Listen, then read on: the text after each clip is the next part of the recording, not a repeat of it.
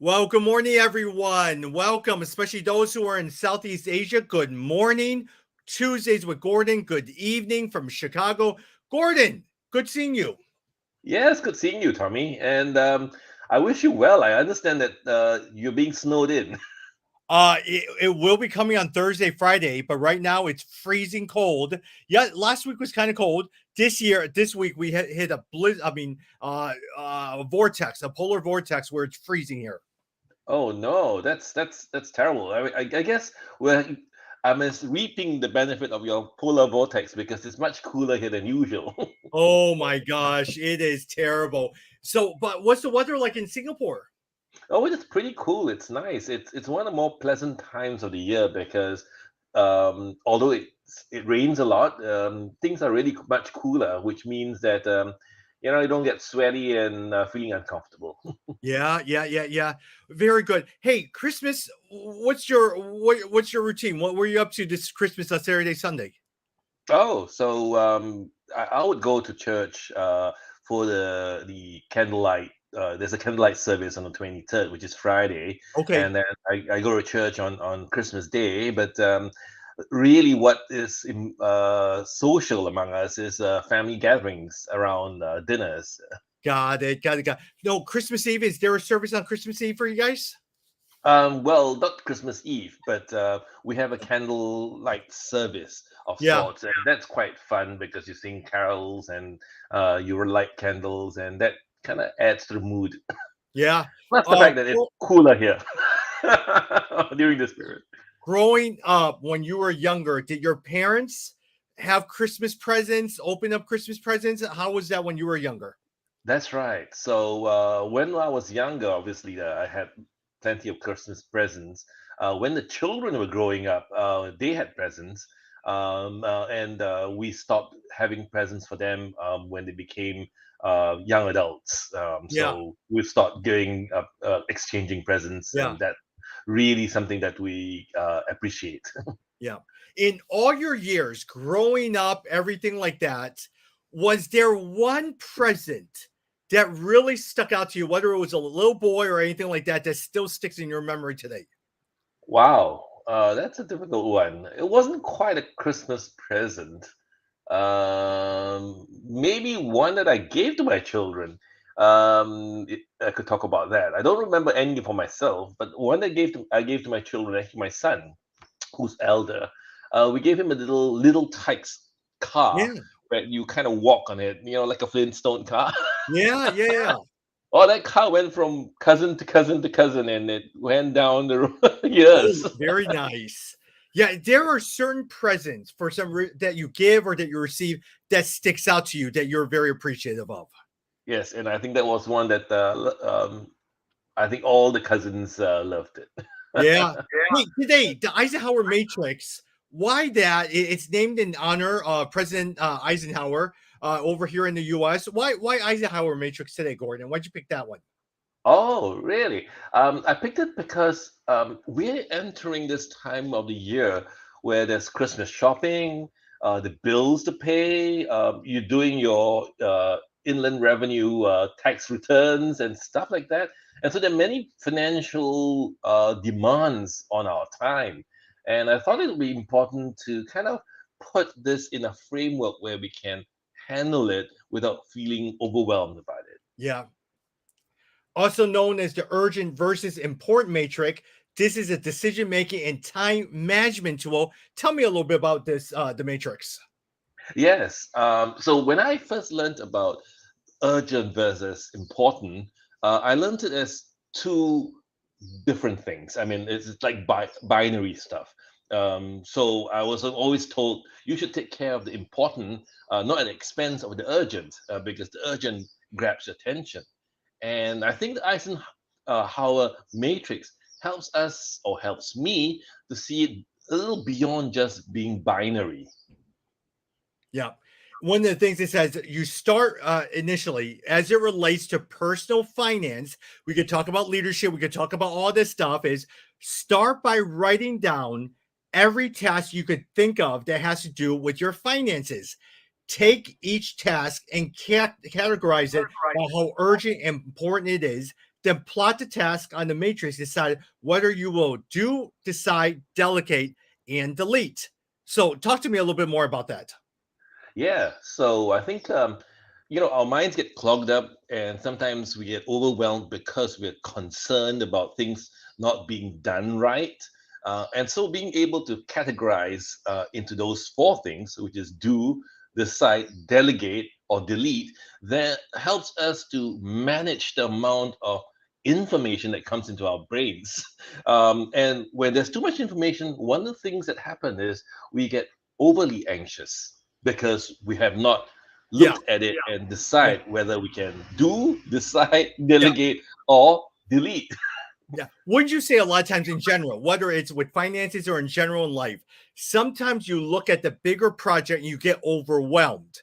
But that's when you need to break it down into little things to figure out what you need to do to tackle it, to address it. That's right. And in the past, I used to say, okay, you put all your lists into two columns, so those that are in your control and those that are out of your control. But I Yeah. think the Eisenhower Matrix helps it do a little bit further, which pushes it a little further by saying, well, some of it you can delegate and some of it you can delete. Yeah. Can we talk about an example as it relates to personal finances? Talk to me a little bit of what that looks like. So I mean, let's just give an example. You've got to file your tax returns very soon, and that's something that you have to do. You can't delegate it. You can't delete it. Definitely, you can't delete it, but you definitely have to do it. The question is scheduling it, and so maybe decide when you're gonna do it. Yep, yep. For instance, and also in terms of like, do you have submitting tax returns? You may have certain bills that you need to pay. Those are the things that you just need to do every single month. What about decide? Well, decide is a very interesting word here because aside from doing and deciding, it's a matter of timing, right? There's certain things you just need to do it now, right? If you're gonna have to pay your overdraft or your credit card bill due in a week's time, well, you need to do it. But if you know that there's a bill coming up or some things that can be that needs to be paid, like utilities, then you can kind of decide when to do that. Yep, yep, yep. What about delegate? Delegate, that's an interesting one.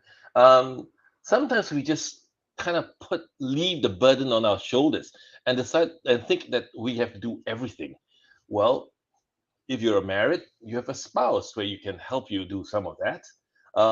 If you have children who are adult and able to handle some of the finances, they can be responsible for some things. Yep, yep. And last one, delete. Ah, right. I used to have this poor habit of filing all my receipts, filing all my things, and that took time, and it wasn't productive. And so now I've decided that, well, the best thing for me to do is to move that on to some kind of electronic statement system, and that helps me. I don't now waste time filing things Yeah. like bank statements because if I want them, I can just look at them in the history. Yeah. So that's very useful. One of the things I do recommend, a lot of times people use project management systems. Now, Gordon, I tend to think sometimes project management systems are too complicated, but one of the things I do like is I enjoy Trello.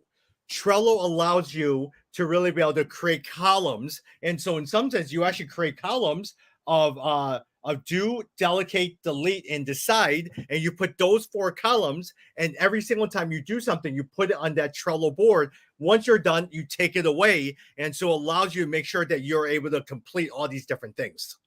Yes, so Trello is just one of many apps. I think we are mostly visual people, Yeah, and yeah, having an app like this helps us see correct. what Yeah. needs to be done.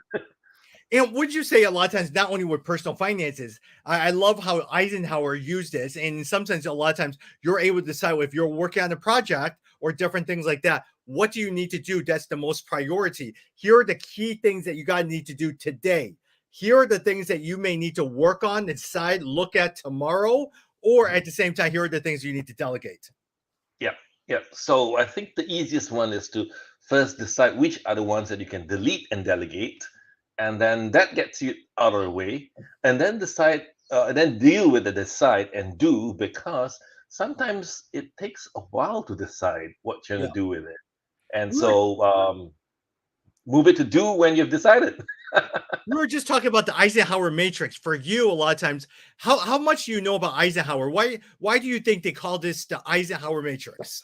I guess he used it when he was in office because Yeah, I'm sure as the president of the United States, he had many things that came to his desk. And I think he really felt that the best way for him to manage himself yeah. was to have a matrix to decide, delegate, do, or, delete. You look at this guy who was a former general in World War II, overseeing all Allied forces, even when he was president of Columbia University. Gordon, I knew this because I read his biography. Phenomenal biography. I thought Mm, Eisenhower was just a wonderful leader. And then from that point on became president. So you're always looking at what is the key things that you need to work on. That's the most important things of the day. But what are the things that you need to eventually delete or delegate? Because there are some things that you just don't need to pay attention to, that you need to focus on. Or if you're just focusing on the non-important things, you'll never get anything done. exactly. And I think that's an important point because as a leader, you don't want to be the bottleneck that stops everything. Yeah. Instead, may want to decide on make some decisions that allows things to be done, delegate most of the things that you shouldn't be doing, Yeah. and do the things that you really should be doing. Of Correct. course, there are some things that are kind of spurious, and you could delete them. Yeah. Yeah. Like for instance, I mean, even when you were working as an executive, what was the key thing that you had to do that only you had to do every single day? What was the most important thing on your agenda? Oh, I think the most important thing on the agenda was making decisions. There's certain things that you just have to decide. It falls on your desk, and you have to decide it. And so making that decision was probably the most important thing. But there are also emails in which you needed to or required your authorization, so to say, Yeah. or required your attention and say, okay, this person does this or that Yeah. person does this. So those are the things I feel are the two most the things that you definitely have to do, which is delegate and Yeah. decide.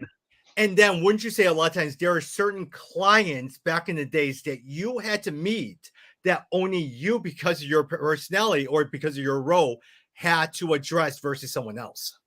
Exactly, exactly. And you can delegate those. And so you need to take ownership of those, even when sometimes it's unpleasant or slightly difficult. And you just had to hold them and say, I need to plan for this and I need to decide how's Yeah. I going to do this. And a lot of times, as we talk about the Eisenhower Matrix, there the do stuff you understand. The decide thing, now you have to figure out decide and delegate could be a little tricky because you're sitting there. All right, do I decide to do this or not? Should I do it or do I delegate it? And who do I delegate it to? Those are some of the decisions that you have to make. Yes, and actually those are a little bit more tricky. And that's when you really need to know your team. You Yeah, need to really know your strengths and the strengths of your team. yeah. And Gordon, as I say that a lot of times, is don't delegate. When people say delegated, be careful who you delegate it to because you have to delegate it to the right person. Don't just delegate it to delegate it because am I giving it to the right person? Do they have the skills to do it? Are they part of the team? Because if you delegate to the wrong person, you would actually inherit a bigger problem. Exactly, exactly. And if things don't get done or things get done too slowly, that can create such impact on you that you end up doing more than you need to. Yeah, yeah, yeah. Now, one of the things that you also notice in your coaching as well too, there's also a part where you decide that I should be doing everything. That's not good either.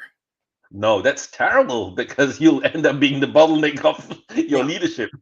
And a lot of times people will justify, well, I just know that if I do it myself, it'll get done. Okay, but you'll never ever be able to grow what you're able to do and expand what you're able to do. You have to be able to trust, but find the people you trust and be able to delegate in a way that they're able to get the job done.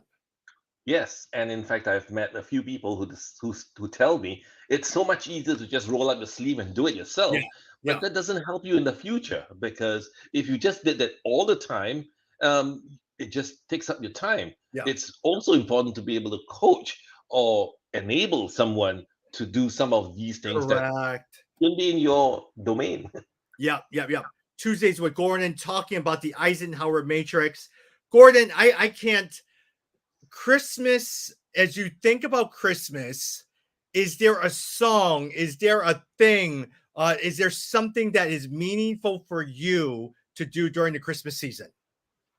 Oh, there are two. One was a song I don't know if you're familiar with. Christmas isn't Christmas till it happens in your heart. Do you know that Oh, one? Ah, okay. So I'm not going to sing it to you, but it goes something like this: Christmas isn't Christmas till it happens in your heart, no, I and never so on heard and of so that. forth. I got to Google this. Oh, you must Google this. And then the other one is Joy to the World, and really it is a joyous time. Yeah, I think it's the most joyful time of the year where yeah, everyone's a little more relaxed. yeah, You got friends to meet and yeah. stuff like that. Gordon, I love these 2 weeks because I still will be in the office in and out. But this week and the next couple weeks, I'll still be working a little bit. Everyone's off, but it's more relaxed. And it's been a busy fall for me. So I'm looking forward to this time. Agree. Even when I was working, I always not take leave in the last week of the year because it's just so nice. Yeah, yeah, yeah, yeah, yeah. Hey, my favorite song, I'm not sure you've ever heard it. Amy Grant was the one who first sang it. Mary's Ah, Song. ah. Which one is this? There are several Mary songs You know that what? I I'll forward can it think over of. to you. I'll send it over to you for you to take a look at. It is for me. It is the most beautiful of the Christmas songs that I love. Nice, nice, nice. Yeah. Well, hey, Merry Christmas to you, Gordon. As always, I've enjoyed this time. We've been doing this for how many years? 2 years now, Gordon. I think so. I think about Yes. 2 years. I've Yeah. enjoyed our conversations where we weekly just take a leadership issue and start talking about it. Yes. And here's also wishing a Merry Christmas to you and all those listening in. You got it. Talk soon. Talk soon. Bye.